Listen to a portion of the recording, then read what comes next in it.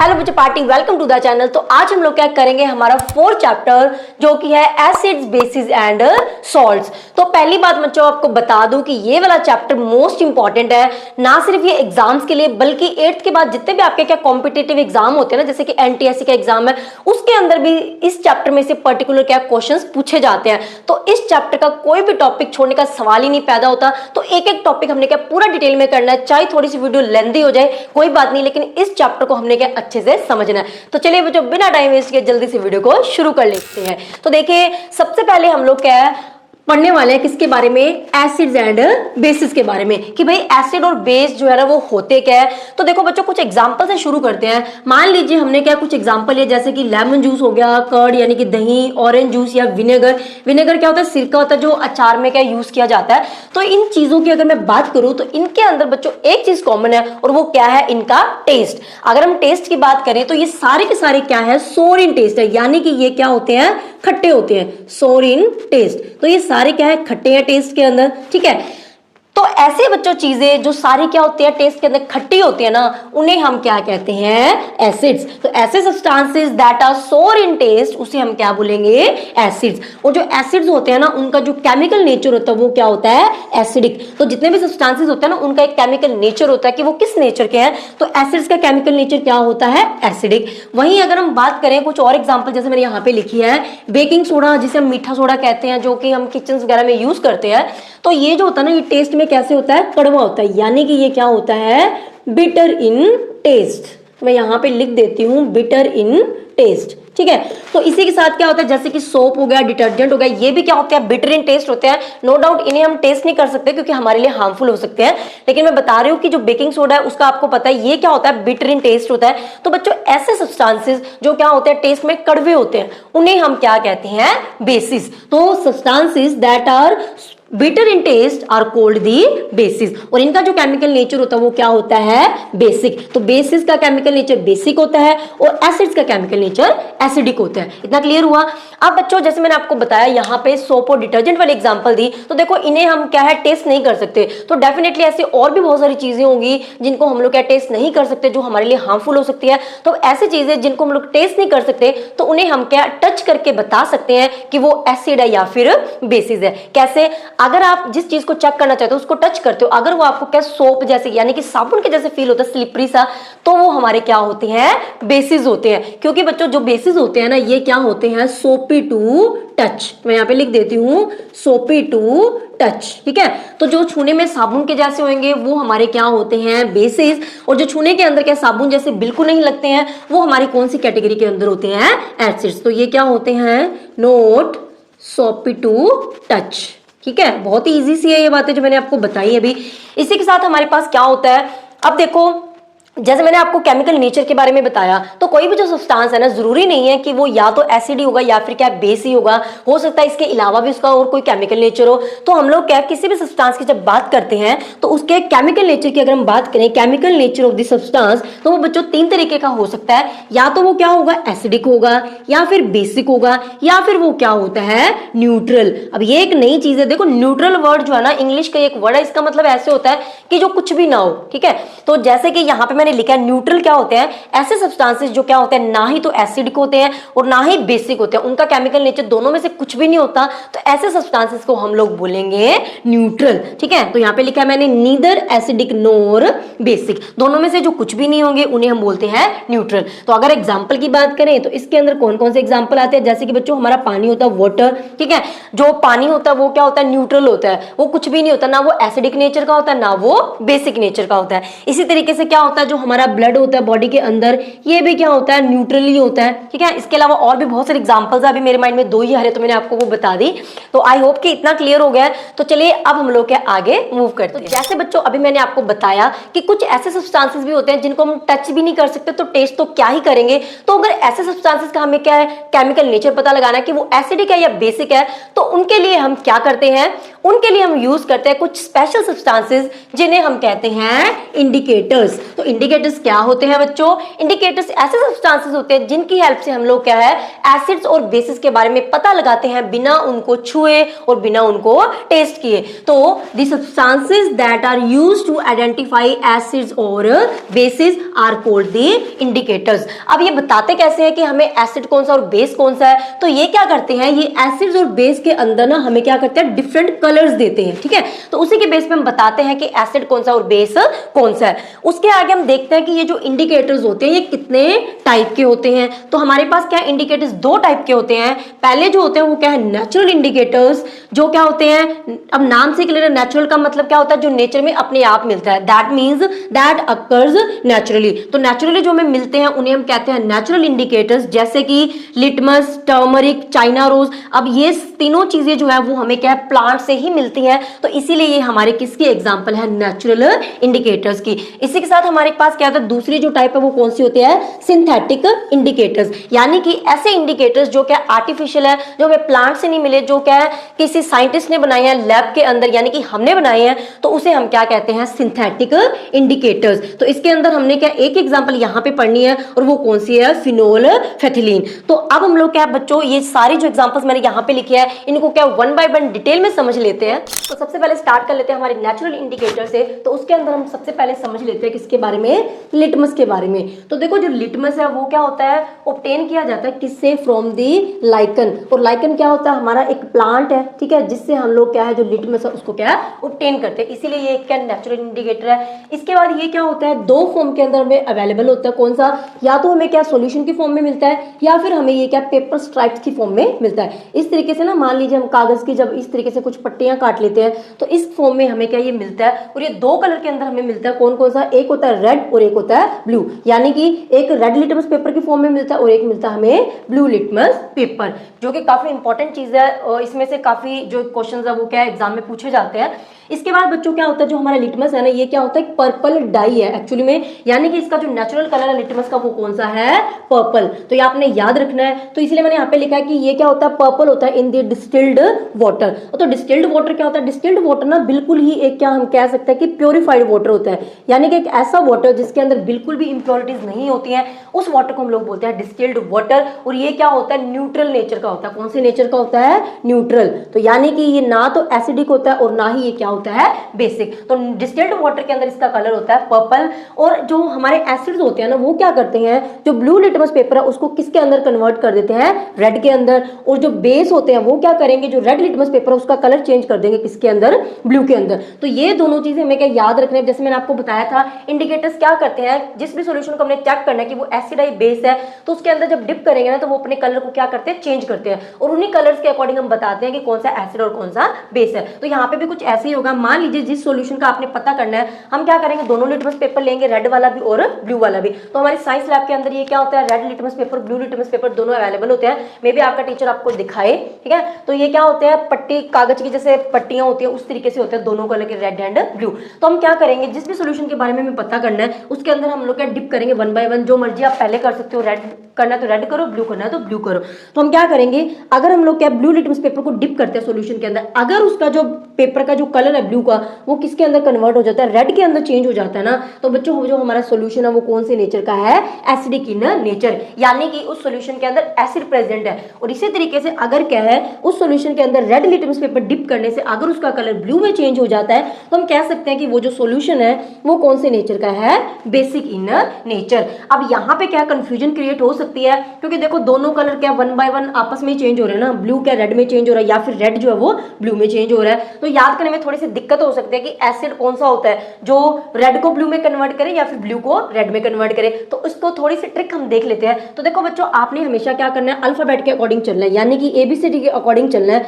तो हमें सबसे पहले देखना है एसिड और बेस के बारे में पता लगाना। तो सबसे पहले हमें पता है एबीसीडी के अकॉर्डिंग कौन आएगा, ए आएगा ना। तो यानी कि हम पहले किसका पता लगा रहे हैं, एसिड का पता लगा रहे हैं कि एसिड के बारे में आइडेंटिफाई कैसे करेंगे। तो एसिड कौन से होते हैं, अब देखो ए के बाद क्या आएगा हमारा बी। अब मुझे पता है बी से कौन सा कलर स्टार्ट हो रहा है, ब्लू और रेड में से ब्लू वाला, तो दैट मीन्स हमने यहाँ पे लिखना है ब्लू। अगर इधर मैंने ब्लू लिखा है तो वो किस में चेंज होएगा, रेड के अंदर। तो दैट मीन्स एसिड वो होते हैं जो क्या करते हैं, ब्लू कलर के लिटमस पेपर को चेंज करते हैं रेड के अंदर। तो आपने सिर्फ एसिड वाला ही याद करना है। दूसरा आपने बिल्कुल इसका ऑपोजिट कर देना है, एसिडिक की जगह पे आप बेसिक लिख दो, रेड ब्लू की जगह पे रेड लिख दो, तो यहाँ पे रेड है तो फिर कौन सा कलर चेंज हो जाएगा, ब्लू। तो इस तरीके से आप इसको क्या याद कर सकते हो। तो चलिए अब हम लोग क्या हमारा जो सेकंड नेचुरल इंडिकेटर टर्मरिक, उसके बारे में भी समझ लेते हैं। टर्मरिक यानी कि हल्दी जो है वो तो आप सबने अपने घर में देखी ही है। तो वो क्या होती है, नेचुरल इसका जो कलर होता है वो कौन सा होता है, येलो कलर होता है। उसके बाद क्या टर्मरिक की हेल्प से हमें कैसे पता चलता है कि कौन सा एसिड है बेस है। तो जो टर्मरिक है बच्चों वो क्या होता है, एसिडिक सॉल्यूशन के अंदर क्या होता है, उसका जो कलर है वो क्या चेंज नहीं होता है, यानी कि उसका जो कलर है वो येलो ही रहेगा।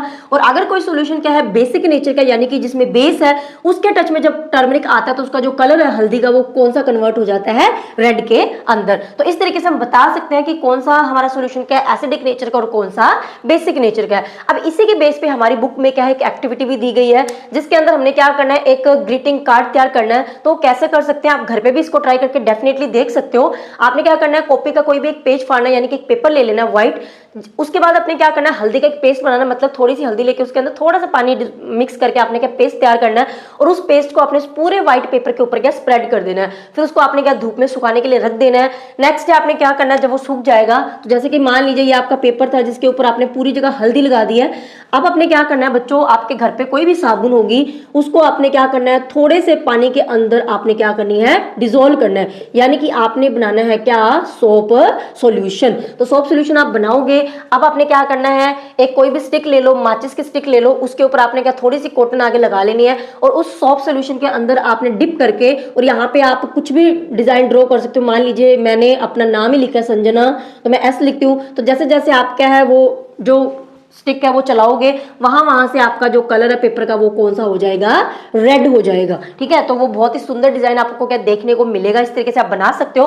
तो यहाँ पे एक्चुअली वो कलर रेड क्यों हुआ, क्योंकि देखो बच्चों पेपर के ऊपर क्या लगी हुई थी, हल्दी, यानी कि यहाँ पे थी हमारी टर्मरिक। और जो सॉफ्ट सोल्यूशन है मैंने आपको बताया था ये क्या होता है, बेस होता है, यानी कि बेसिक इन नेचर होता है। तो जब हमारी टर्मरिक क्या बेस के कॉन्टेक्ट में आई तो वहां पे कौन सा कलर आ जाएगा, रेड। ठीक है, तो ये एक्टिविटी आप डेफिनेटली करके देखना, तो आपको रिजल्ट्स इजीली याद हो जाएंगे। उसके बाद तीसरा जो हमारा नेचुरल इंडिकेटर है वो कौन सा है, चाइना रोज। तो ये क्या होता है, कुछ इस तरीके के फ्लावर्स होते हैं, मे बी आपने रोड पे कहीं लगे हुए देखे होंगे, तो बहुत ही सुंदर से फ्लावर होते हैं।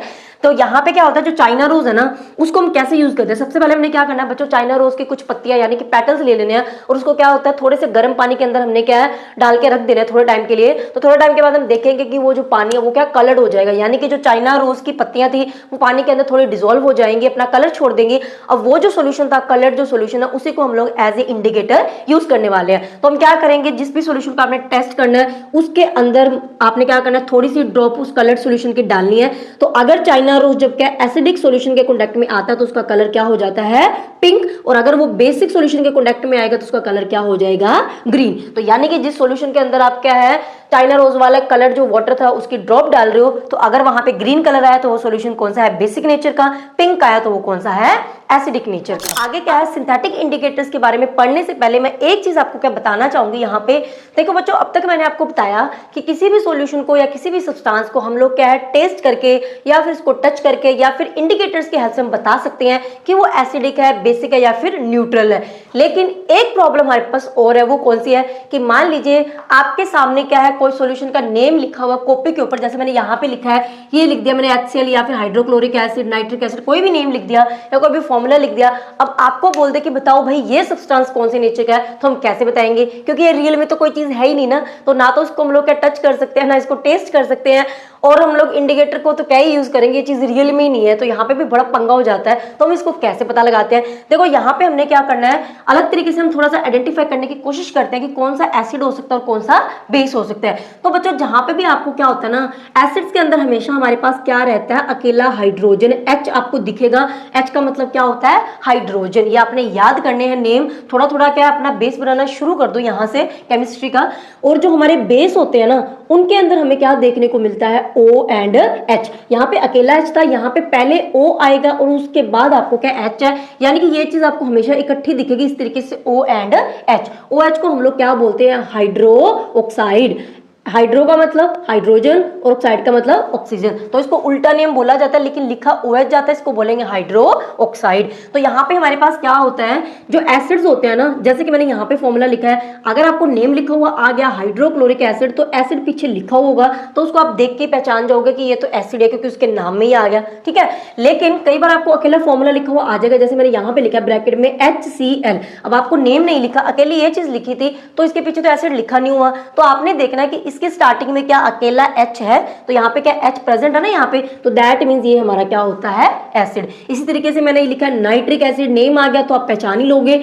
अगर इसका फॉर्मूला है HNO3 तो यहाँ पे भी क्या अकेला H है तो ये भी क्या है, एसिड। इसी तरीके से सल्फ्यूरिक एसिड भी एक एसिड होता है बच्चों, जिसका फॉर्मूला है H2SO4, तो इसके अंदर भी क्या हाइड्रोजन है, हाइड्रोजन कितने हैं, 2 है, लेकिन हाइड्रोजन है तो ये हमारा क्या है, एसिड है। तो इस तरीके से आपने क्या थोड़ा सा आइडेंटिफाई करना सीखना है, कॉपीज के ऊपर जब कोई चीज लिखी होगी कि वो एसिड है या फिर बेसिक है। इसी तरीके से जैसे मैंने आपको बताया बेस के अंदर क्या होता है, OH देखने को मिलता है, तो जैसे कि यहाँ पे लिखा हुआ है सोडियम हाइड्रो ऑक्साइड, तो जहां पे भी हाइड्रोक्साइड नेम आपको दिखेगा दैट मींस वो हमारा क्या होता है, बेस। तो इसका फॉर्मूला क्या है, सोडियम हाइड्रोक्साइड का NaOH, तो यहाँ पे देखो आपको OH इकट्ठा दिख रहा है तो दैट मींस ये हमारा क्या है, बेस। इसी तरीके से कैल्शियम हाइड्रोक्साइड की बात करें तो इसके अंदर भी क्या OH है, तो ये भी हमारा क्या है, बेस। तो इस तरीके से आपने क्या थोड़ा सा इस चीज को आइडेंटिफाई करना है। अब हमारे पास क्या, हम बढ़ते हैं सिंथेटिक इंडिकेटर्स की तरफ, कि जो सिंथेटिक इंडिकेटर्स के अंदर मैंने आपको सिर्फ एक एग्जांपल बताई थी जो हमने क्या है अभी 7th क्लास के लिए करनी है, वो कौन सा हमारा फिनोल फैथिलीन। अब क्योंकि ये सिंथेटिक इंडिकेटर है यानी कि ये क्या लैब के अंदर बनाया गया, यानी कि एक केमिकल चीज है, कोई नेचुरल चीज नहीं है, तो ये बच्चों क्या होता है, बिल्कुल कलरलेस होता है, लाइक वाटर, ये बिल्कुल देखने में बिल्कुल पानी के जैसा ही लगता है, देखने में पता भी नहीं चलेगा कि फिनोल फैथिलीन, ऐसा लगेगा पानी ही पड़ा है। तो ये क्या होता है, इसके हेल्प से कैसे पता लगाते हैं, तो देखो फिनोल फैथिलीन जो होता है ना वो क्या करता है, जब एसिड के कांटेक्ट में आता है, जब एसिड के अंदर हम फिनोल फैथिलीन की 2-3 ड्रॉप्स डालेंगे तो अगर वो सॉल्यूशन एसिडिक होगा तो उसका जो कलर है वो क्या चेंज नहीं होता, वो क्या कलरलेस ही रहेगा। और अगर वो क्या है बेसिक सॉल्यूशन के अंदर अगर हम लोग क्या फिनोल फैथिलीन को ऐड करेंगे तो वहां पे हमें क्या बहुत ही प्यारा सा पिंक कलर क्या देखने को मिलता है। इतना अच्छा प्यारा सा पिंक कलर होता है ना कि देख के मन ही खुश हो जाता है। तो आपको स्कूल में भी ये एक्टिविटी करवाएं तो आप जरूर नोट करना इस चीज को। तो अब यहाँ पे क्या है बच्चों, एक एक्टिविटी हमारी बुक के अंदर भी दी गई है, एनसीईआरटी की जो बुक है, हमने क्या करना है, एक टेस्ट ट्यूब लेनी है, ठीक है, उसके अंदर हमने क्या करना है, एसिड को ऐड कर लेना, थोड़ा सा एसिड डालेंगे, मान लीजिए वो एसिड हमने कौन सा लिया, हाइड्रोक्लोरिक एसिड, जो मैंने आपको यहाँ पे बताया था ये वाला, इसका नेम क्या है, हाइड्रोक्लोरिक एसिड। तो ये हमने क्या कुछ एसिड लिया है, अब हमने क्या करना है, ऊपर से कुछ 2-3 ड्रॉप्स हमने क्या करनी है, फिनोल फैथिलीन की ऐड करनी है। यानी कि ये जो इंडिकेटर था ये बिल्कुल पानी के जैसा होता है, इसके 2-3 ड्रॉप्स बच्चों हम लोग क्या इसमें ऐड करेंगे। जब हम इसमें ऐड करेंगे, इसको हिलाएंगे ना, तो हम देखेंगे कि यहाँ पे कोई भी जो कलर है वो क्या नहीं आया, वो चीज अभी भी क्या कलरलेस ही है। तो हमें पता चल गया कि यहाँ पे जो सोल्यूशन हमने डाला था वो हमारा क्या है, एसिड। वैसे अभी तो मैंने आपको बता दिया था कि ये मैंने एसिड लिया है। मान लो आपको टीचर ना बताए ऐसे कोई सॉल्यूशन डाल दे और आपको पूछे कि बताओ भाई इसके अंदर जो मैंने सॉल्यूशन डाला वो एसिडिक है या बेसिक है, तो आपने क्या करना है, फिनोल फैथिलीन की 2-3 बूंद को ऐड करके देखना है। तो जैसे क्या है यहाँ पे फिनोल फैथिलीन ऐड किया तो यहाँ पे कुछ नहीं हुआ, यानी कि यहाँ पे सॉल्यूशन अब कौन सा बन चुका है, HCl प्लस फिनोल फैथिलीन।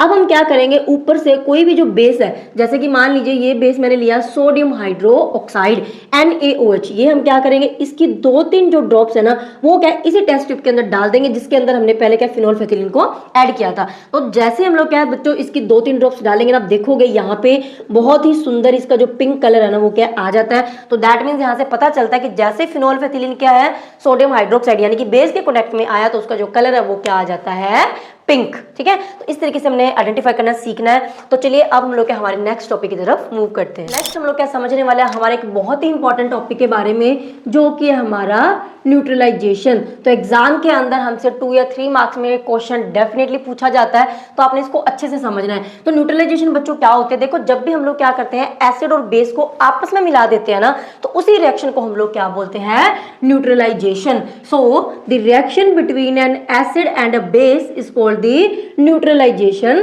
रिएक्शन। यानी कि ये क्या होती है, एसिड और बेस दोनों के अंदर होते हैं, दोनों को मिक्स कर दोगे तो ये रिएक्शन हमारे पास होती है। तो जब ये रिएक्शन होती है तो हमारे पास क्या बनता है, हमारे पास बनता है सॉल्ट एंड वाटर, और साथ में क्या होती है, कुछ अमाउंट ऑफ हीट भी यहाँ पे क्या है रिलीज होती है, जिसकी वजह से जो हमारा बीकर है जिसके अंदर हमने क्या एसिड और बेस को मिलाया वो थोड़ा सा क्या हो जाता है, गर्म हो जाता है। अब यहाँ पे बच्चों इस रिएक्शन को हम न्यूट्रलाइजेशन क्यों कहते हैं, क्योंकि मैंने आपको एक वर्ड बताया था न्यूट्रल। तो न्यूट्रल का मतलब क्या होता है, जो कुछ भी ना हो। तो यहाँ पे भी एग्जैक्टली वही हो रहा है। देखो जब भी हम लोग क्या करते हैं एसिड एंड बेस दोनों को मिक्स करते हैं ना आपस में, तो मिक्स करने के बाद जो एसिड है ना वो अपना एसिडिक जो नेचर होता है उसको लूज कर देता है, वो एसिडिक नहीं रहता, और जो बेस है वो क्या है बेसिक नहीं रहता। मतलब दोनों अपनी जो आइडेंटिटी है उसको लूज कर रहे हैं, दोनों ही न्यूट्रल हो गए, इसीलिए इस रिएक्शन को हम कहते हैं न्यूट्रलाइजेशन रिएक्शन। तो इसकी हमें एग्जाम में डेफिनेशन पूछते हैं और साथ में एग्जाम्पल भी पूछते हैं।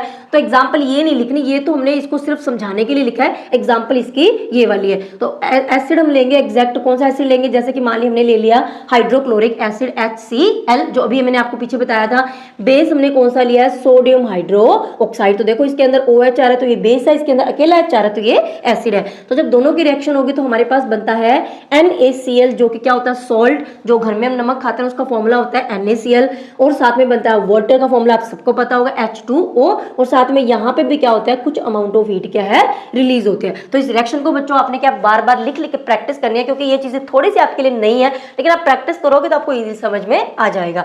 तो उसके बाद हमारे पास क्या ना एनसीईआरटी की बुक में हमें एक और क्वेश्चन पूछा हुआ है कि जब हम लोग क्या करते हैं सल्फ्यूरिक एसिड को लाइम वाटर के अंदर, देखो बच्चों लाइम वाटर भी क्या है एक हमारा सॉल्यूशन होता है जो कौन से नेचर का होता है बेसिक नेचर का, ठीक है, ये बेसिक नेचर का होता है। तो उन्होंने कहा कि सल्फ्यूरिक एसिड और लाइम वाटर को जब मिक्स करते हैं ना, तो मिक्स करने के बाद हमारे पास क्या होता है जो बीकर है वो क्या हो जाता है हॉट हो जाता है। तो हमें बताना है कि क्या ये जो रिएक्शन है वो न्यूट्रलाइजेशन रिएक्शन है या फिर नहीं। तो डेफिनेटली है, क्योंकि सल्फ्यूरिक एसिड, अब ये एसिड ही आ रहा है तो ये एसिड है, और लाइम वाटर क्या होता है बेसिक नेचर का है, यानी कि यहाँ पे एसिड और बेस दोनों मिल रहे हैं, और मिलने के बाद क्या है वो सॉल्ट एंड वाटर बना देंगे, और वहां पे हीट भी निकली जिसकी वजह से जो हमारा बीकर था वो थोड़ा सा क्या हो गया गर्म हो गया। ओके, चलिए उसके बाद क्या हमारा लास्ट टॉपिक है इस चैप्टर का कि न्यूट्रलाइजेशन इन एवरीडे लाइफ, मतलब हमारी जो डेली लाइफ होती है बच्चों उसके अंदर इस न्यूट्रलाइजेशन रिएक्शन की बहुत इंपॉर्टेंस है। इसकी वजह से काफी हमारे जो प्रॉब्लम है वो सॉल्व हो जाते हैं। वो कैसे होती है उसको हमने डिटेल में स्टडी करना है। तो पहला जो आता है वो कौन सा हमारा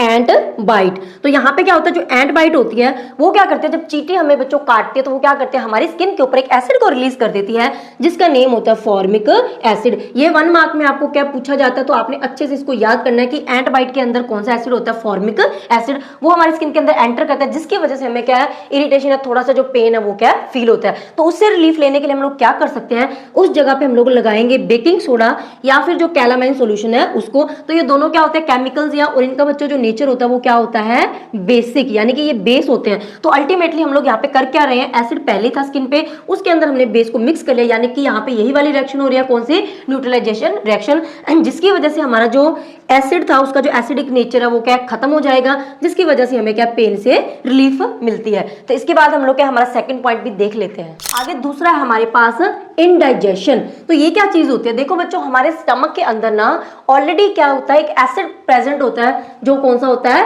हाइड्रोक्लोरिक एसिड HCl, और इसका काम क्या होता है ये हमारे खाने को क्या डाइजेस्ट करने में हेल्प करता है। लेकिन अगर हमारे स्टमक के अंदर ये जो HCl है ना इसका जो अमाउंट है वो क्या एक्सेस में हो जाए, यानी कि हमारे पेट के अंदर इसकी क्या एक लिमिटेड अमाउंट रहती है, अगर उस अमाउंट से ज्यादा इसकी क्वांटिटी बढ़ेगी तो उसकी वजह से हमारे पेट में हमें क्या जलन महसूस होने लग जाती है, यानी कि बदहजमी हो जाती है, जिसे हम कहते हैं इनडाइजेशन। सो मैंने वही यहाँ पे लिखा है। तो क्या होता है कई बार हम बच्चों क्या कर ले बहुत ज्यादा ओवर ईटिंग कर लेते हैं, या फिर जो ऑयली चीजें होते हैं पैटीज बर्गर और पता नहीं क्या क्या खा लेते हैं, तो जिसकी वजह से हमारे पेट में क्या होता है जो ये एक्सेस एसिड है ना वो क्या बन जाता है, यानी कि एसिड बहुत ज्यादा बन गया, जिसकी वजह से क्या होगा हमें इनडाइजेशन जो है हो जाएगी। तो यहाँ पे मैंने लिखा है इनडाइजेशन में क्या होता है HCl amount increases in the stomach. जब हमने ऑयली चीजें खाई तो HCl का अमाउंट क्या हो जाएगा बढ़ जाएगा, जिसकी वजह से क्या होगा स्टमक कोजेस पेन और इनडाइजेशन। तो हमारे पेट में हमें क्या जलन महसूस होता है, पेन होता है। अब उससे रिलीफ लेने के लिए हम लोग क्या करते हैं, हम लेते हैं बच्चों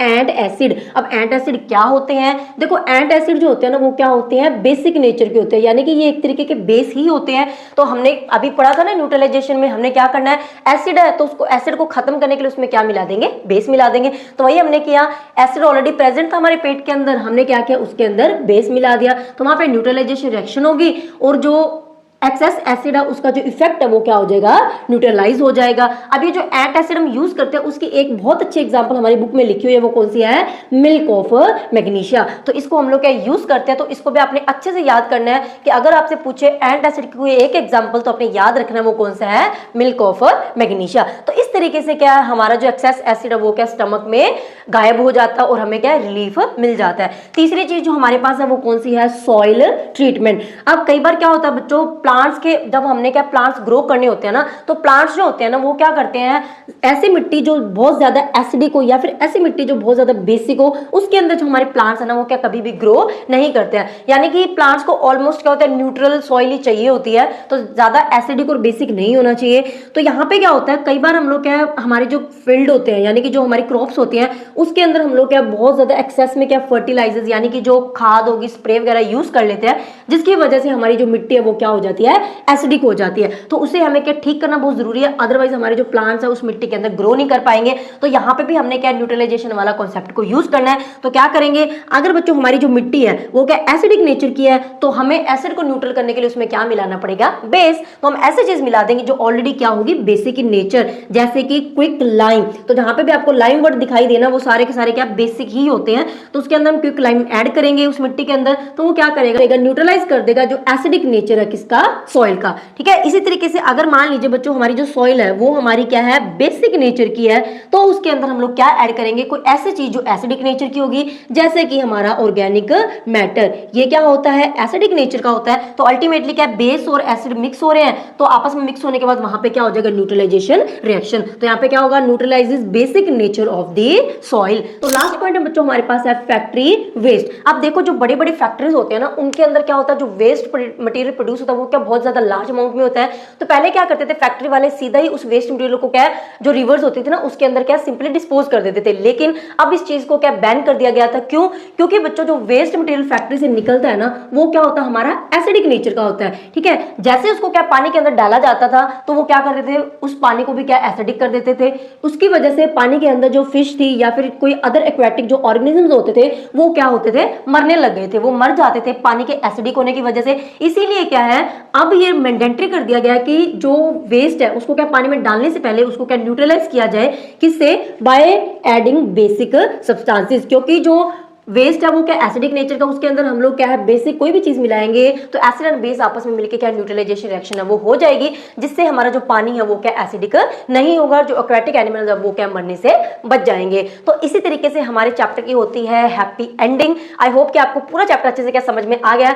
तो इसके जो प्रॉपर नोट्स है ना, हैंड रिटन नोट्स जो है वो आपको क्या मेरे व्हाट्सएप चैनल पे मिल जाएगा। तो वो भी मैंने अभी क्या चैनल क्रिएट कर दिया, तो उसका जो लिंक है वो आपको क्या डिस्क्रिप्शन बॉक्स में मिल जाएगा, जाइए उसको जल्दी से ज्वाइन कीजिए। तो चलो बच्चों मिलते हैं नेक्स्ट वीडियो के अंदर, till then take care, bye bye.